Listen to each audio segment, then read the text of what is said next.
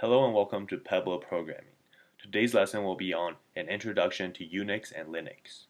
Specifically, we're going to be looking at what is Unix and Linux, what it's used for, and what it can do on a computer programming viewpoint. So first off, let's look at what is Unix. Unix is a multi-user operating system, and it's very common in Macintosh computers, meaning that when you're using a Macintosh computer like a MacBook Pro or a MacBook Air, you're going to be able to access Unix through the terminal. And Unix is also the thing that powers behind your user interface. It's essentially the code behind your user interface. So whenever you X out a window, open a file, create a folder, access different folders, stuff like that, you're actually using Unix coding for those actions. It also predates Linux, meaning that basically it comes before Linux, and Linux was actually a more modern copy of Unix that has very minimal structural differences between the two languages, meaning they're basically the same thing, which is why we're going to look at what is Linux. It's basically the same as Unix with very limited differences. One of these differences is that Linux actually comes with a GNU interface, while Unix doesn't have that same interface.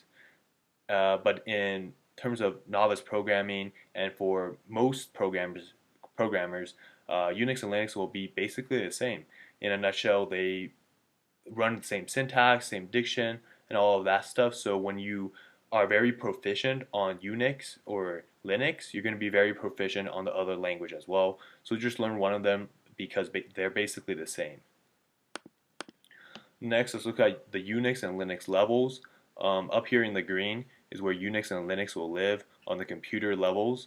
Up here is the user interface you're seeing right now, and down here is a hardware and machine language. So what Unix and Linux will do is it will take whatever you put on the user interface by putting it into this language. It will compile it here, and then transfer that to machine language, and the machine language will tell the hardware what to do. So whenever you use Unix and Linux to open a window or something like that, you're going to open the window on the user interface. For instance, if you X'd out PowerPoint or Microsoft Word, that's going to transfer to Unix and Linux depending on which machine you're using, and it's going to go down to a compiler, and then down to machine language, and then down as instructions to the hardware to perform that task.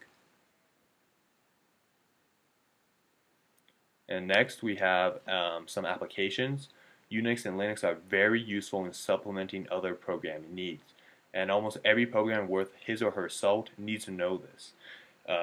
And it's great for efficient interface navigation, great for running and connecting programs from different languages. So what this means is that basically Linux and Unix are very great for navigating folders, also known as directories or files and stuff like that in your computer, and it gives you more access than what you would normally find on a user interface.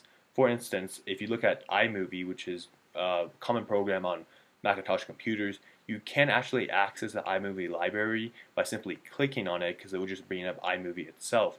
Instead, if you were to go into the terminal via Unix, then you'll be able to see that directory and go into it to see the items within that directory of iMovie library.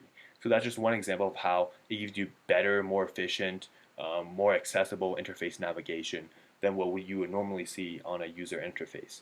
It's also really good for connecting programs. So if you have a script in Python and a program in Java, and you want to connect the output of that script back to the program in Java, then you would be able to do that via Unix and Linux, which makes it possible for these two very different programming languages to work together in that sense. So it's also useful for that, and it's just a program that every programmer needs to know, because it allows you to navigate stuff, allows you to access other programming languages, and it really is the backbone of computer programming on a normal PC, Macintosh, or Linux machine.